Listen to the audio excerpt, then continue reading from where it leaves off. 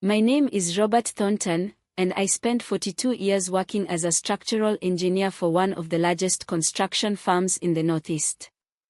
I started as a junior draftsman right out of college, working 12-hour days for barely enough money to cover rent on a tiny apartment in Newark.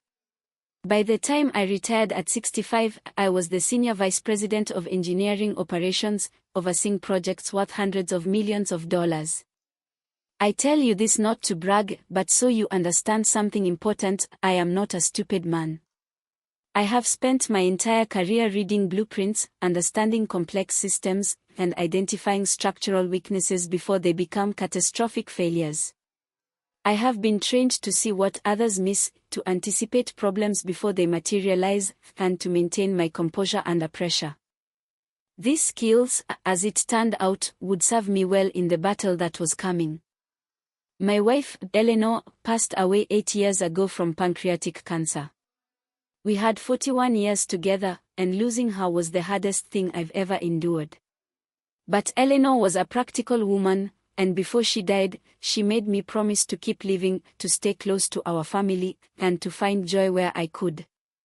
We had 2 children, Marcus, who was 47 when this story took place, and Diana, who was 44. When Eleanor was alive, both children were attentive and loving. They visited regularly, called every Sunday, and seemed genuinely interested in our lives. But something changed after Eleanor died. Or maybe it was always there, and Eleanor's presence had simply kept it hidden. Marcus had married a woman named Vanessa when he was 28. Vanessa came from what I would politely call modest circumstances, although I never held that against her.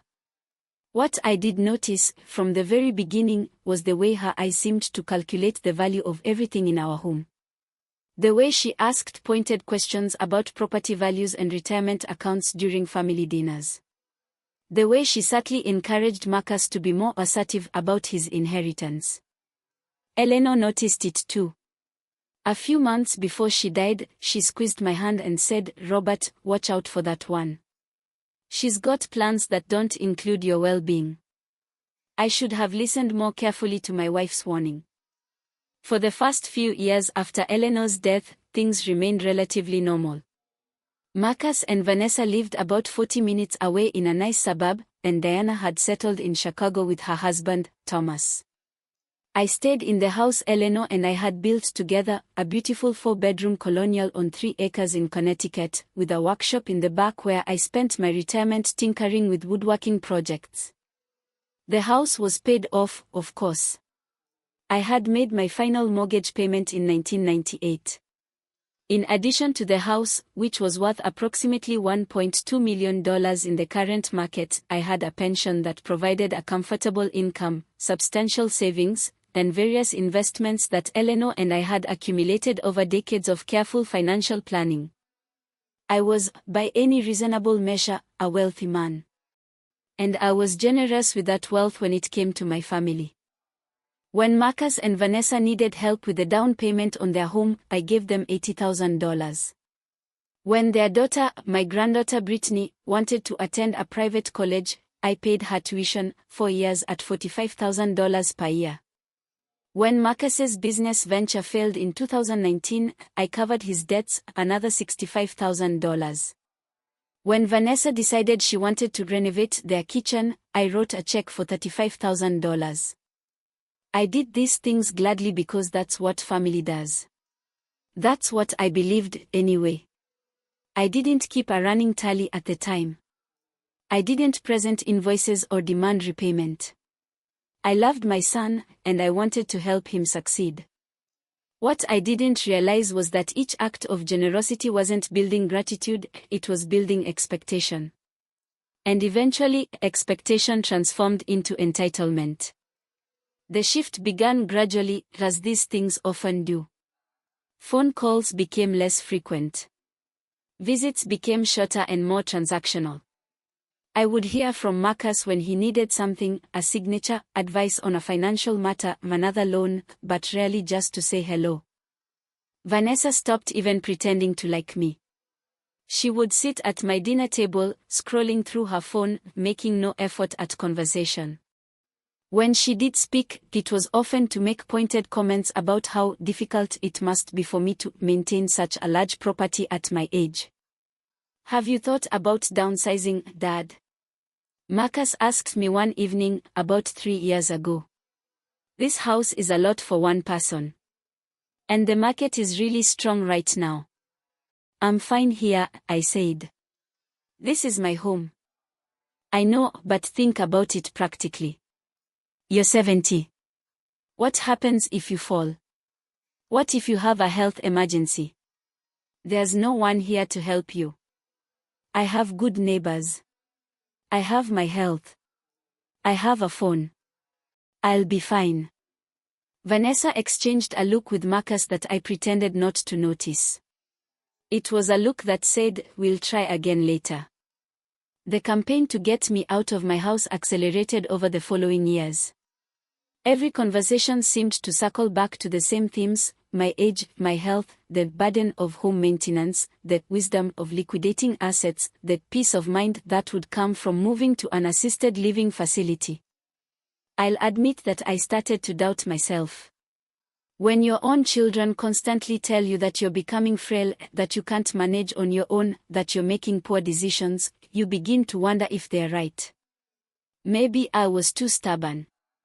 Maybe I was holding on to the past. Maybe it really was time to let go. But then I would catch Vanessa's eyes gleaming as she talked about real estate prices, and I would remember my wife's warning. The real crisis began 6 months before that terrible day when Marcus threw me out. It started with what seemed like a kind offer. "Dad," Marcus said over dinner, "Vanessa and I have been talking, and we want to help you out. We know you've been struggling with the bills and the maintenance. What if we moved in for a while? We could help take care of the house and take care of you." I should have seen it for what it was. But I was lonely. I missed having family around. And despite everything, I still loved my son. "What about your house?" I asked. "We'd rent it out. The rental income would help with expenses." It seemed reasonable enough. And truthfully, the house did feel empty. Having family around might be nice. "Okay," I said. "Let's try it." The worst decision of my life. For the first month, things seemed fine.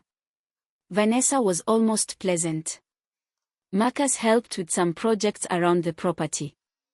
My granddaughter Brittany, now 24 and working remotely for some tech company, moved into, taking over the basement as her office space. "Dad, do you really need to use the power tools so early?" Marcus would complain if I started working before 10 in the morning. "Brittany is trying to work. Robert, the doctor says you should be eating more vegetables," Vanessa would announce, removing the bacon from my plate. "I'm just looking out for your health." I was 73 years old. I had earned the right to eat bacon if I wanted to eat bacon. But these were minor irritations. What came next was something else entirely. 3 months into our living arrangement, Marcus sat me down for what he called an important conversation about the future. "Dad, we need to talk about the house." I felt my stomach tighten. "What about it?" "Well, we've been helping you manage things here, and we've noticed some problems. The roof needs work. The HVAC system is getting old. There are repairs that need to be made, and frankly, they're expensive. I have money for repairs. But do you have money for ongoing maintenance, property taxes, insurance, utilities, all of it, for the rest of your life? You're not getting any younger, Dad." I didn't like where this was going. "What are you suggesting?" Marcus took a deep breath, as if he were about to deliver difficult news for my own good. "Vanessa and I think it would make sense for you to transfer the house into our names. Just as a practical matter. That way, if anything happens to you, there won't be probate issues, there won't be estate taxes, everything will be clean and simple." I stared at my son. The boy I had raised, the man I had supported his entire life, was sitting across from me and asking me to give him my house. No, I said. Dad, be reasonable. No. It's not like you're losing anything. You'd still live here. We'd take care of everything. You wouldn't have to worry about bills or maintenance or any of it. I said no. Marcus's face hardened. It was an expression I hadn't seen before, a coldness that reminded me uncomfortably of Vanessa. Fine, he said. We'll talk about it again when you've had time to think. But the conversation was far from over. It was just beginning. Over the following weeks, I started noticing things. Small things, at first, documents out of place in my office, bills that I hadn't opened, statements that seemed different from what I expected. My mail was being intercepted. My personal papers were being examined. I'm an engineer. I'm trained to observe patterns. And the pattern I was observing alarmed me. I also noticed that Marcus and Vanessa were having quiet conversations that stopped abruptly whenever I entered the room. I noticed that Brittany, who had always been sweet to me as a child, had adopted her mother's dismissive attitude. I noticed that I was being excluded from decisions about my own home. One afternoon, I came into the kitchen to find Vanessa on the phone with someone. Yes, that's right, she was saying. Diminished capacity. He's been making irrational decisions, getting confused, forgetting things. We are very concerned about his well-being. I stopped in the doorway. Vanessa saw me and quickly said, I have to go, before hanging up. Who was that? I asked, keeping my voice calm. Just a friend, she said smoothly. We were talking about her father. He's been having some problems similar to yours. Similar to mine? You know what I mean. Aging issues. Memory stuff. I didn't have memory problems. I wasn't confused. I knew exactly what was happening. My daughter-in-law was laying the groundwork to have me declared incompetent. That night, I lay awake for hours, thinking about my situation.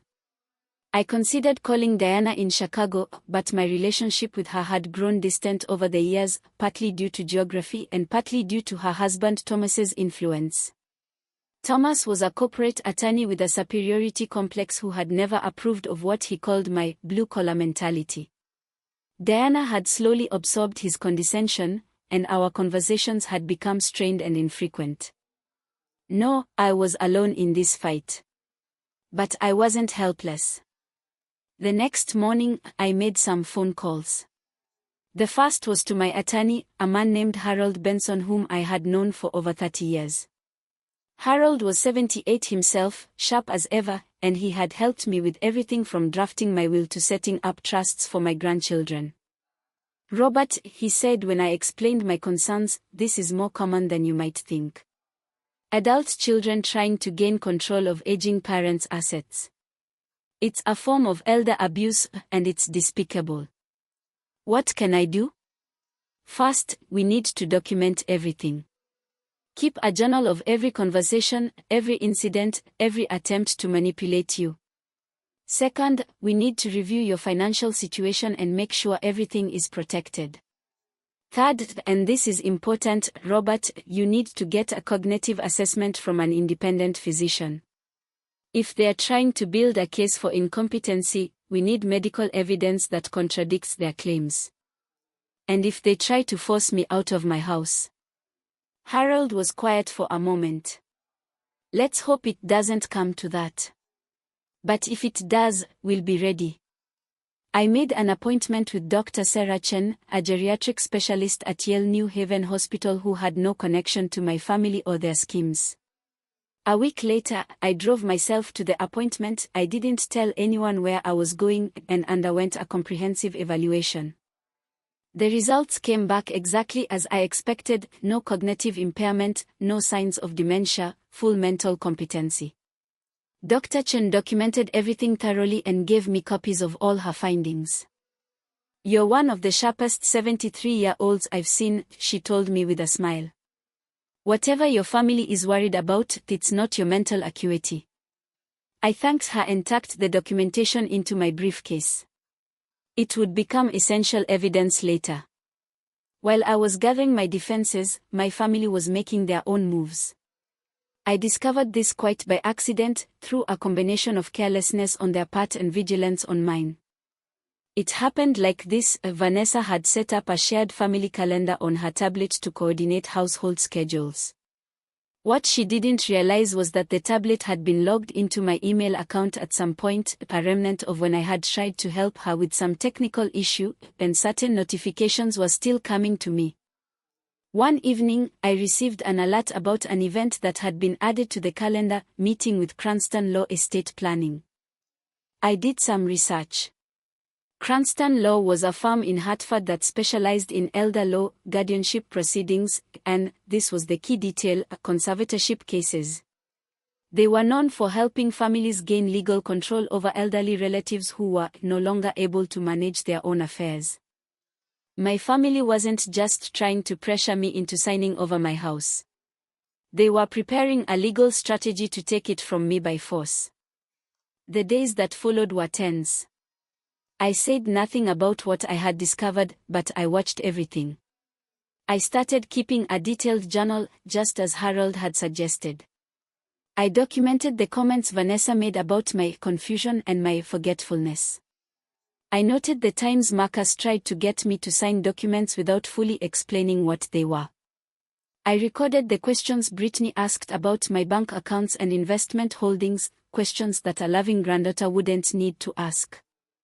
I also began taking precautions that my family knew nothing about. First, I visited Harold again and made significant updates to my estate plan. I won't go into all the details yet, they'll become relevant later, but suffice it to say that my existing will and trust arrangements were modified in important ways. I also gave Harold a sealed letter containing instructions to be opened only under certain circumstances. Second, I began quietly reorganizing my finances. Most of my money was held in accounts at two major banks where I had been a customer for decades. What my family didn't know was that I also maintained accounts at two other institutions, accounts that Eleanor and I had opened years ago for reasons that seemed paranoid at the time but now felt prophetic. These accounts were held in the name of a revocable trust that I controlled, and they were not linked to any of the financial information my family had access to.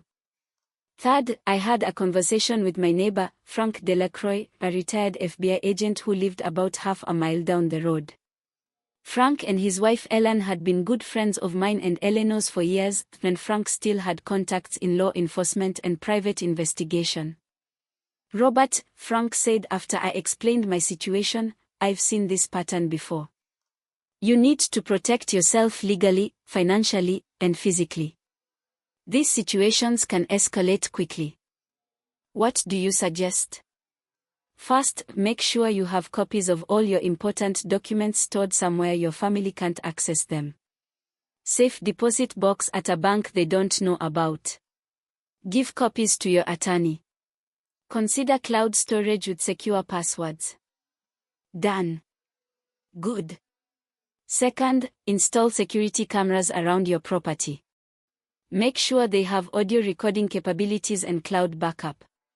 If anything happens, you want evidence. That's a good idea. Third, and this is important, have an exit strategy.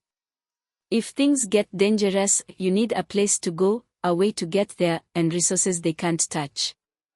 I nodded slowly. You think it might come to that? Why not?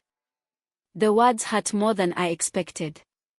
This girl I had bounced on my knee, whose college education I had paid for, couldn't even look at me as she endorsed my exile. It's a warning. From a father who still loves his son, despite everything. Marcus stared at me for a long moment. I thought I saw something flicker in his eyes, doubt, maybe, or a remnant of the boy he used to be. But then Vanessa put her hand on his shoulder, and whatever softness had appeared vanished. Fine, he said. Have it your way. But this isn't over. They left the room, and I had them moving around the house, gathering their things. I sat in my chair, my heart pounding, waiting for what came next.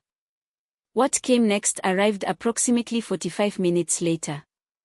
I was sitting at the kitchen table, drinking a cup of coffee and trying to calm my nerves, when Marcus burst through the door. His face was red, his eyes wild. "What did you do?" he shouted. "I don't know what you're talking about." "My cards. My credit cards. They're not working. Neither are Vanessa's."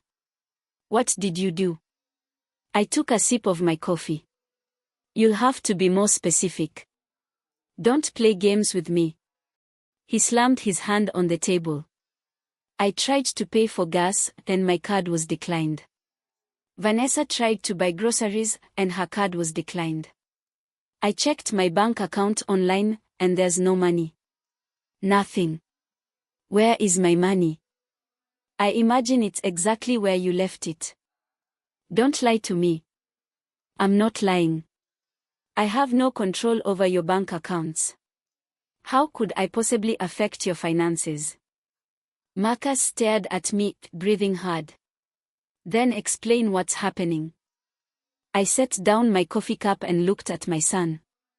"I can offer a hypothesis, if you'd like." "What?"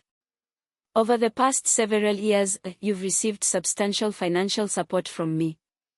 Cash gifts, loan payments, tuition support, it adds up to quite a lot of money. What does that have to do with?" "Let me finish. These gifts were made voluntarily. I never asked for repayment, and I never expected it. But they were gifts from me to you, made from accounts that I control. So,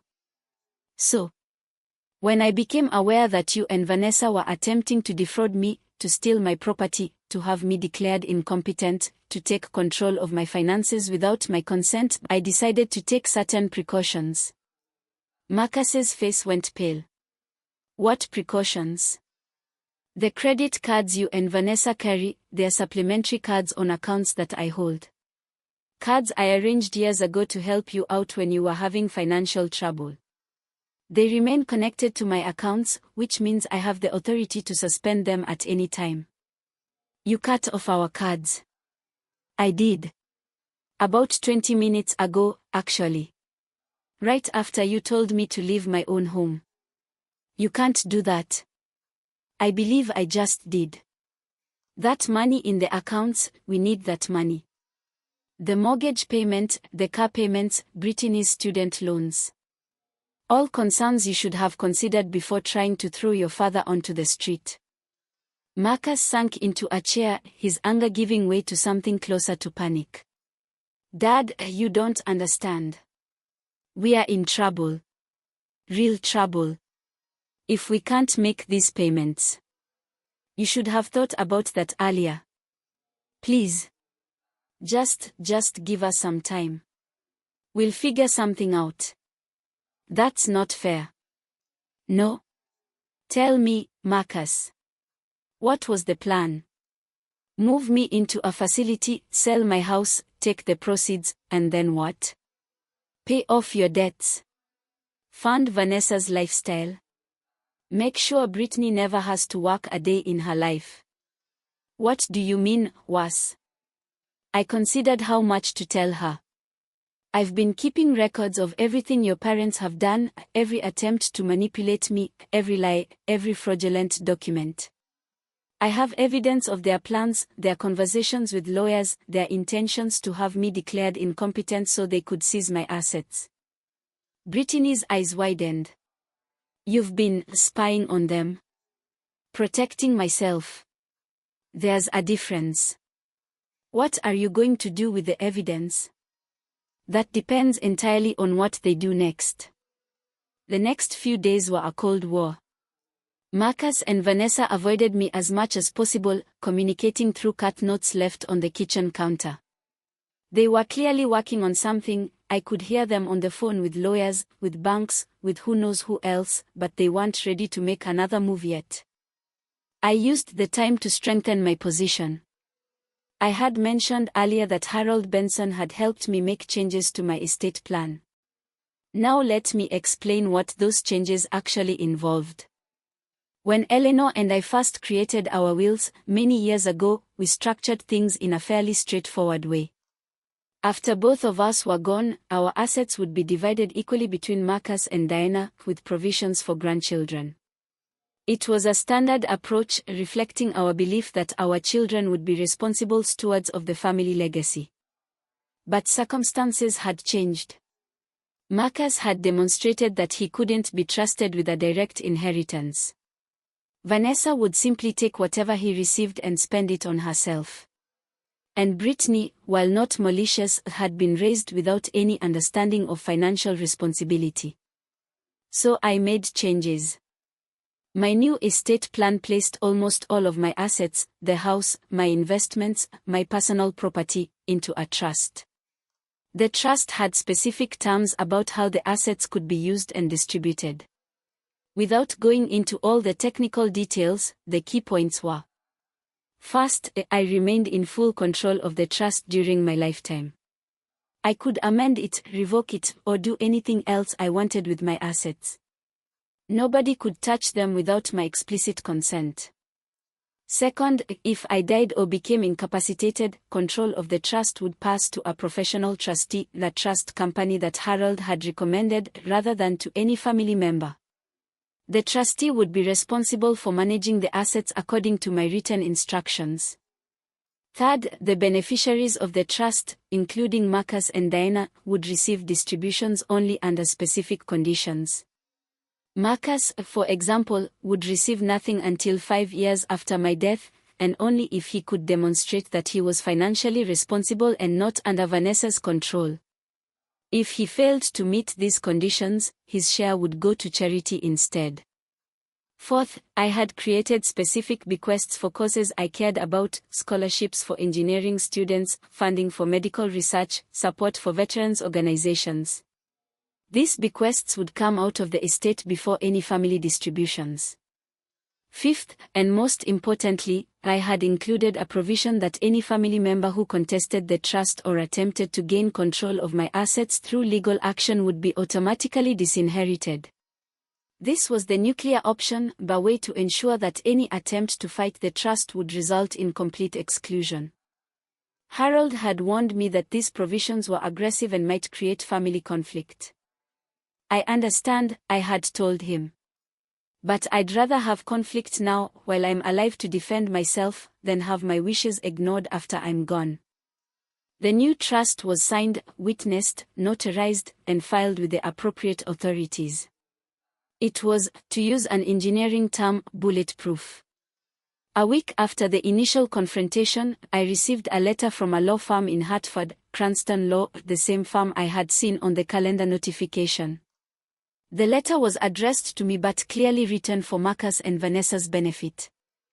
The letter informed me that my son Marcus Thornton and his wife Vanessa Thornton were concerned about my well-being and were exploring options for ensuring my safety and security.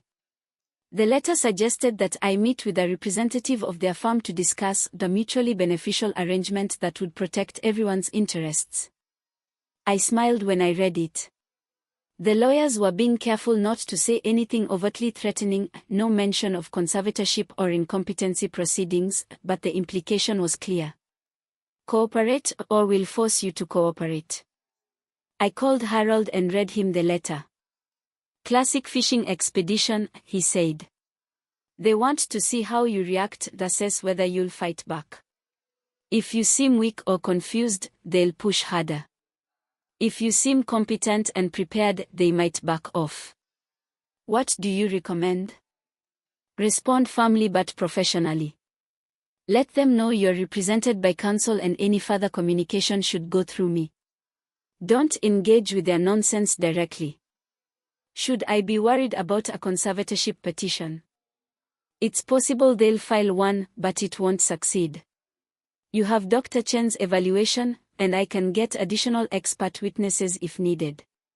The standard for conservatorship is high. They'd have to prove you're genuinely incapable of managing your affairs, and clearly you're not. So I should just wait them out. Partly. But there's something else I think we should do. What's that? Go on offense. Harold explained what he had in mind. The documents Marcus had tried to get me to sign, the deceptively broad power of attorney, constituted attempted fraud. Combined with the evidence of their planning, their attempts to claim I was incompetent, and their collusion with lawyers to take control of my assets, we had the basis for a complaint to the State Bar Association and potentially a civil lawsuit. We probably won't pursue litigation, Harold said. It would be expensive, time-consuming, and emotionally draining. But the threat of it might be enough to make them stand down. Do it, I said. Draft whatever we need. I want them to understand that I'm not just defending, I'm capable of attacking. While Harold prepared legal documents, I continued living in my house with my increasingly desperate family. The atmosphere was toxic. Marcus barely spoke to me. Vanessa glared at me with open hostility whenever our paths crossed. Even Brittany, who had seemed somewhat sympathetic during our earlier conversation, was keeping her distance. But I noticed something interesting: they weren't leaving. Despite everything that had happened, despite the fact that their cards were cut off and their plans had been exposed, they remained in my house. Why? The answer came to me gradually. They were broke. Genuinely broke. When I had helped Marcus pay off his business debts a few years ago, I assumed he had learned from the experience. But apparently, he hadn't. The house they owned, the one they were supposedly renting out, was mortgaged to the hilt. Their cars were leased, not owned. Brittany's income from her remote job was modest. Without the supplementary cards on my accounts, they had almost no liquid cash.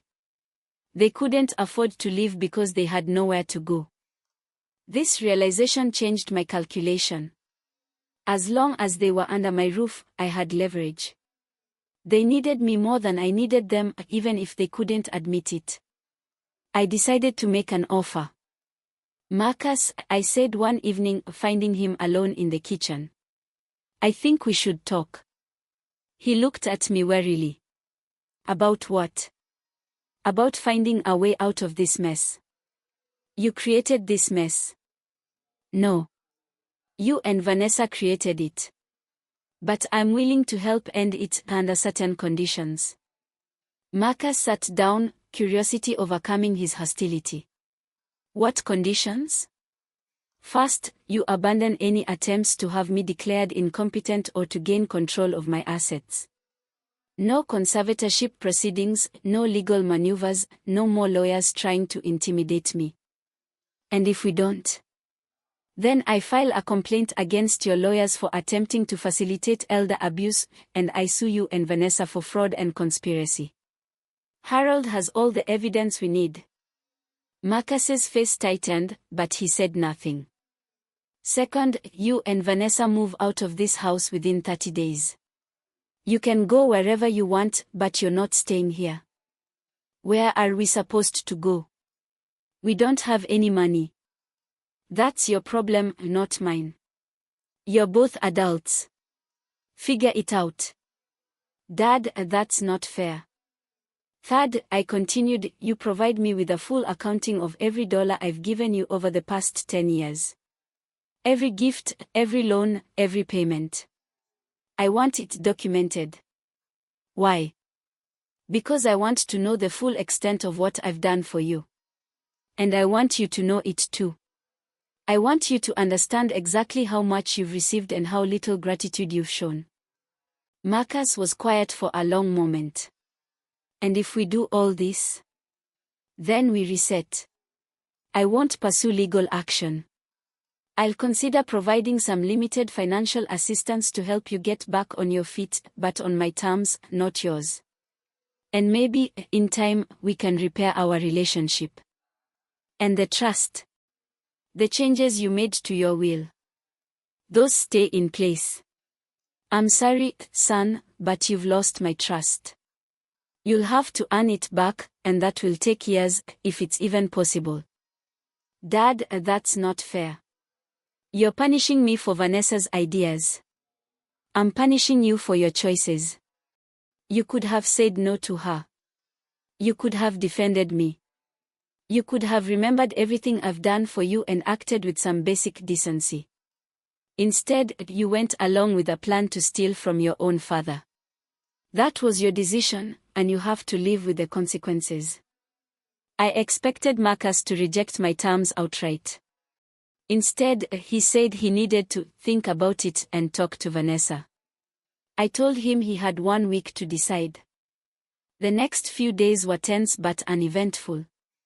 I spent most of my time in my workshop, working on projects, keeping my hands busy while my mind processed everything that had happened.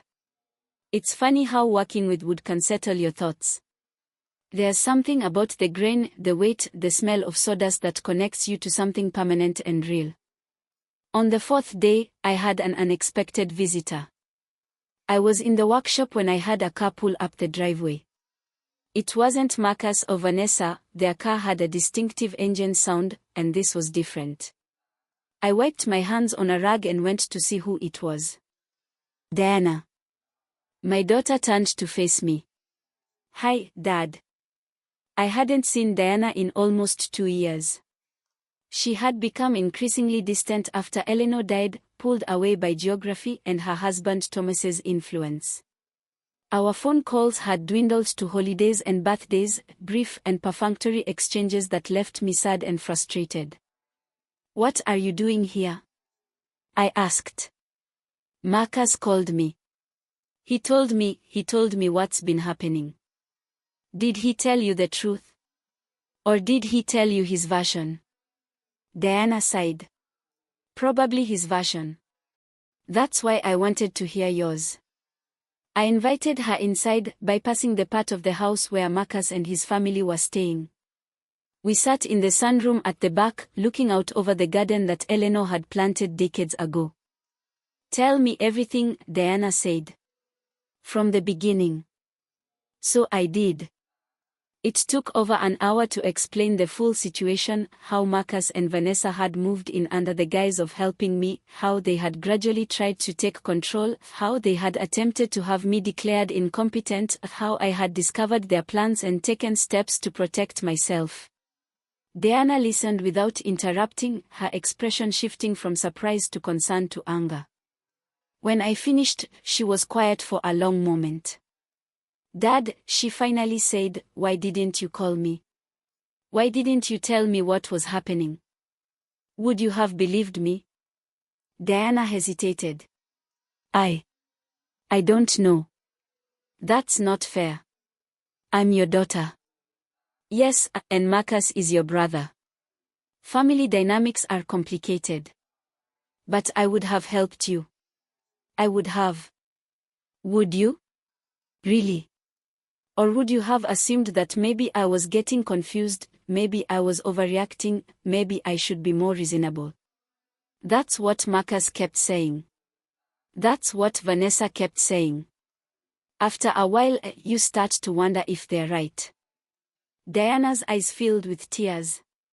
I'm sorry, Dad. I'm sorry I wasn't here. You're here now. That's something. We talked for another hour, working through years of distance and misunderstanding. Diana explained that her relationship with Thomas had become strained, partly because of his controlling behavior and partly because she had started to realize how much of her family she had sacrificed for his career. She was thinking about leaving him, something she hadn't told anyone yet. I told her about the changes I had made to my estate plan, and she surprised me by supporting them. You should protect yourself, she said. And honestly, Marcus and Vanessa don't deserve anything after what they've tried to do. I don't want to cut him out entirely. He's still my son. I know. But maybe losing access to your money is exactly what he needs. Maybe it'll force him to grow up finally. I considered this. What about you? What do you need? Diana looked out at the garden. I need to start over. Leave Thomas, figure out who I am without him. Maybe move back east. You're always welcome here. She smiled, the first real smile I had seen from her in years. Thanks, Dad. I might take you up on that. Diana stayed for 3 days, and her presence changed everything. On the second day, she confronted Marcus and Vanessa directly. I wasn't present for all of the conversation, but I had enough to know that it was intense. Diana didn't hold back. She accused them of elder abuse, of greed, of betraying the family values our parents had instilled in us. She demanded to know how Marcus could justify his behavior. Marcus tried to defend himself.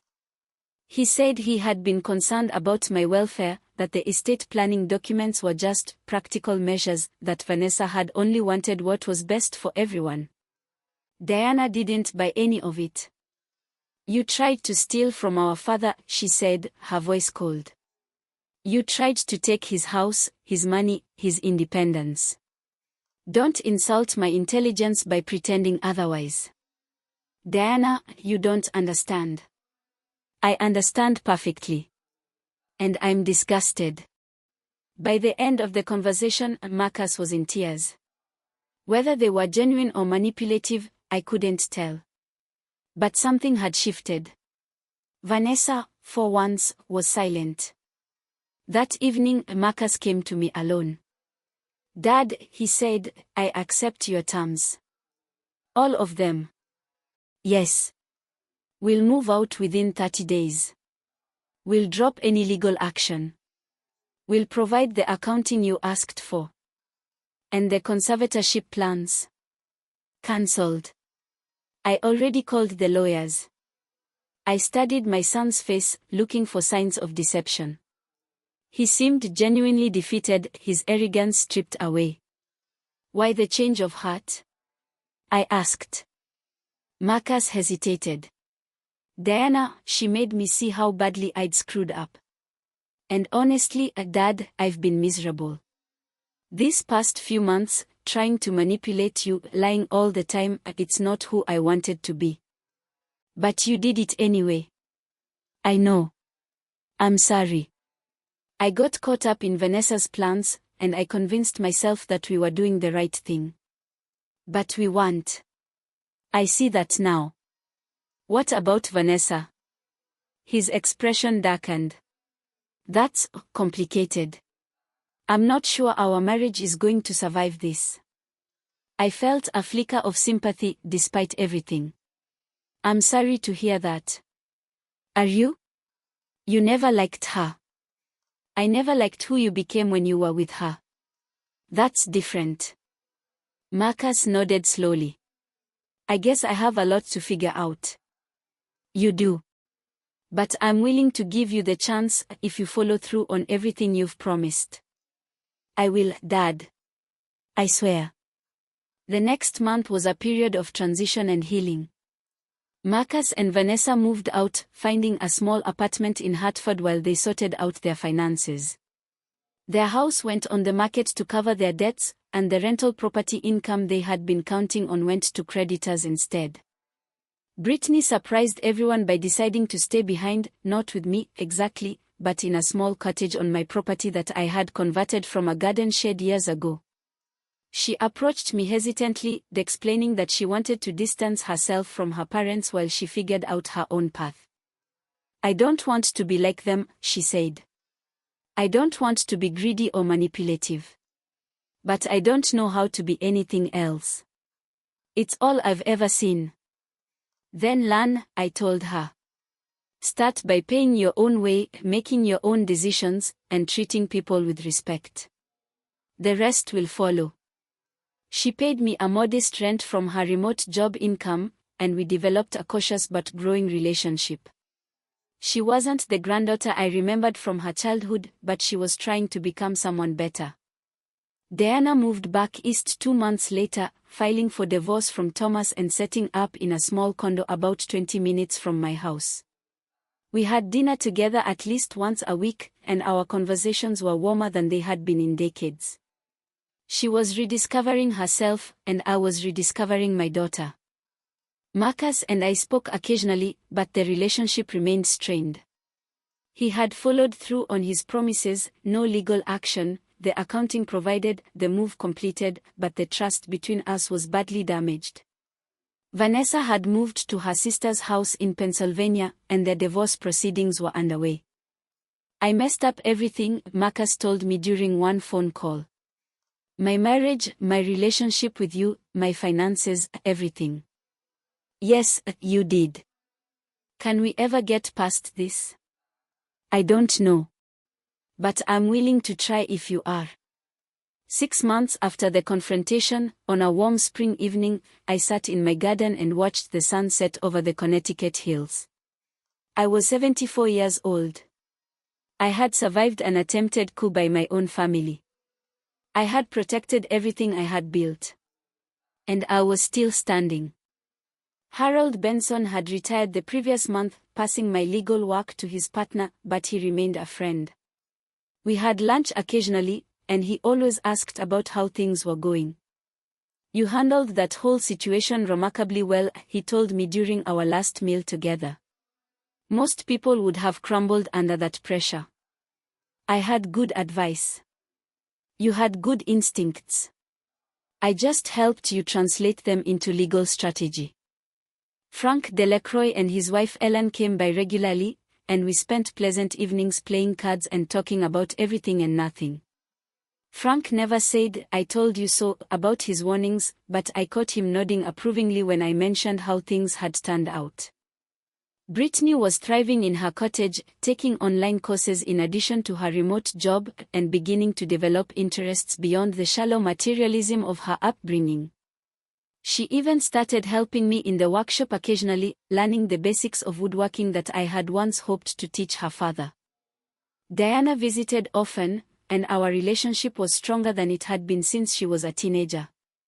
She was happier without Thomas, more herself, more engaged with life. And Marcus. He was struggling, but he was also growing. The divorce from Vanessa was finalized, and without her toxic influence, I saw glimpses of the son I had raised. He was working a regular job, paying his own bills for the first time in years, and slowly rebuilding his integrity. "Dad," he said during a visit one afternoon, "I know I don't deserve it, but I want to thank you. For not giving up on me. For cutting off the money when you did. I didn't understand it at the time, but it was the only thing that could have woken me up. It wasn't easy. I know. And I'm sorry for putting you through all of it." We stood in silence for a moment, looking out at the house I had built, the property I had maintained, the life I had created. "I know. That's maybe the worst part. But she also would have been proud of how you're trying to change." Eleanor believed in redemption. She believed people could become better. Marcus's eyes glistened. "Do you believe that, Dad?" I considered the question carefully. I believe that people can change if they truly want to. The question is whether they have the courage to do the work. I'm trying. I see that. Keep trying. I'm 74 years old now. I've lived a long life, and I've learned a few things along the way. I've learned that family is not just blood, it's behavior. The people who treat you with love and respect are your true family, regardless of genetics. The people who betray you and try to take what's yours have forfeited their claim to that relationship. I've learned that age doesn't make you weak, it makes you patient. The young think that speed and aggression are the keys to victory. The old know that timing and preparation matter more. I had decades of experience reading people, understanding systems, and planning for contingencies. My family thought I was a confused old man who didn't understand what was happening. They were wrong. I've learned that documents matter. Wills, trusts, powers of attorney, deeds, medical records, these are not just bureaucratic paperwork. They are the legal foundation of your life. If you don't control them, someone else will. I was fortunate to have Harold Benson guiding me, but even without a lawyer, I knew enough to protect myself. You should too. I've learned that money reveals character. When there's money on the table, people show who they really are. Vanessa's greed was obvious from the beginning, but I chose not to see it because I loved my son. Marcus's weakness was always there, but I excused it because I hoped he would grow. The financial crisis forced both of them to reveal their true nature, and it forced me to respond accordingly. I've learned that standing firm is not the same as being stubborn. When Marcus first asked me to transfer the house, I could have compromised. I could have given in a little, hoping to keep the peace. But some things are not negotiable. My home, my independence, my dignity, these were lines I would not cross.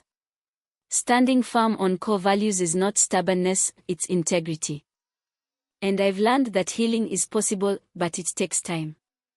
My relationship with Marcus will never be what it was. The trust we once shared has been permanently damaged. But we can build something new, something more honest, more realistic, more resilient. We can be father and son again, even if we can never go back to who we were before. I think about Eleanor often. I imagine her watching over me, proud of how I handled the crisis, happy to see Diana reconnecting with the family, hopeful that Marcus might eventually become the man she always believed he could be. I visit her grave every Sunday, bringing fresh flowers and telling her about my week. You were right about Vanessa, I told her recently. You saw her clearly from the start. I should have listened. I could almost hear her laugh. You never listened, she would have said. That's what made you such a good engineer and such an infuriating husband. She wasn't wrong. As I write this, I'm sitting in my workshop, surrounded by the tools and materials of a lifetime of craftsmanship. The sun is coming through the windows, casting golden light on the half-finished cabinet I've been working on. It's a gift for Diana, a place to store the mementos of her new life. I don't know how much time I have left. At 74, every day is a gift, and I try to treat it as such. But I do know that I've earned my peace. I built a good life. I raised children who, despite their flaws, have the potential for redemption. I protected my legacy from those who would have stolen it. And I refused to be diminished by people who saw my age as weakness. My son kicked me out and said, "We don't need you." 20 minutes later, their cards stopped working. But that's not the end of the story. That's not even the most important part.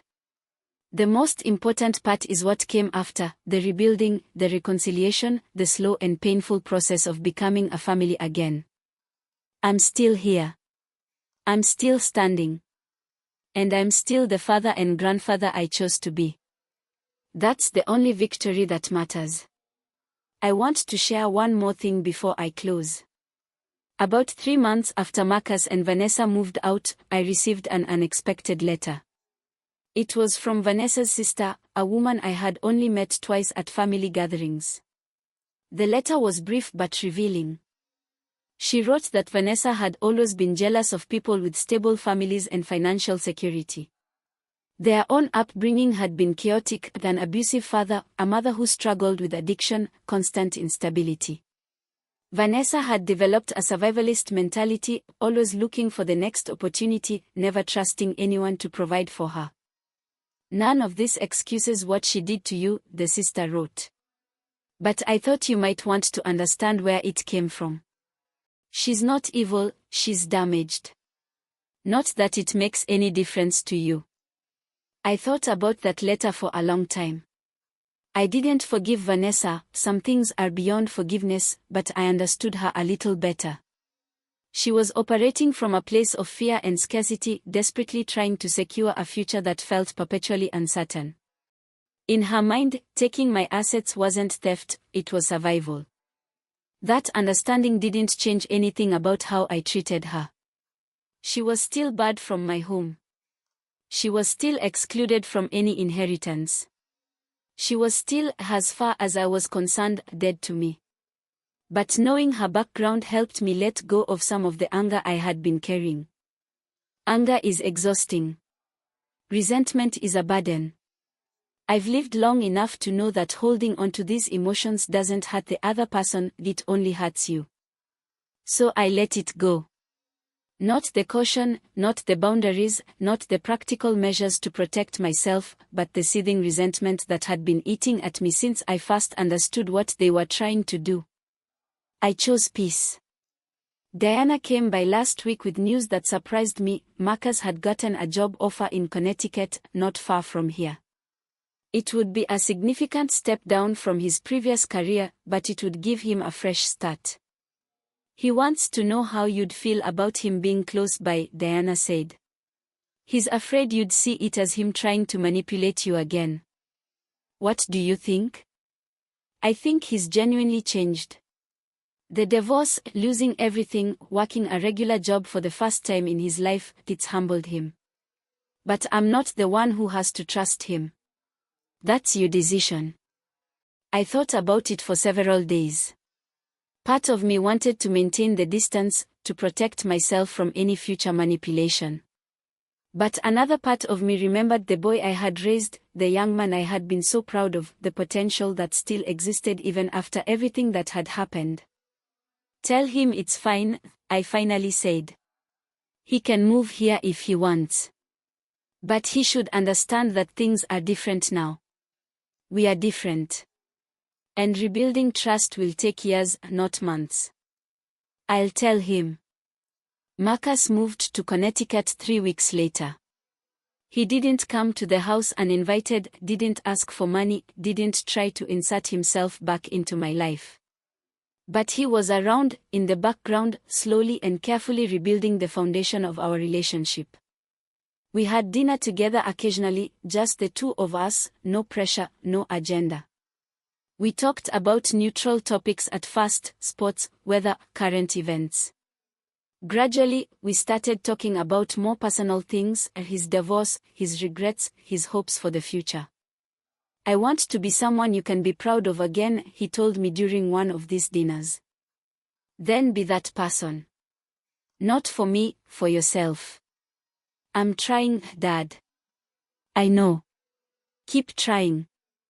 Brittany moved out of the cottage last month. She had been accepted to graduate school in Boston, a program in environmental science, something she had discovered a passion for during her time here. She came to the main house on her last day to say goodbye. Thank you for giving me a chance, she said, hugging me more genuinely than she had in years. I know I didn't deserve it.